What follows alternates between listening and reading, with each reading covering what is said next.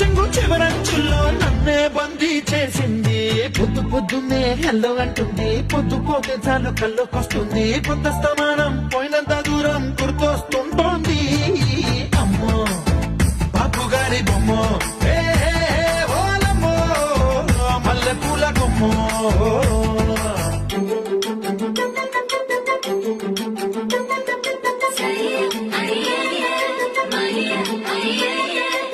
Yeah.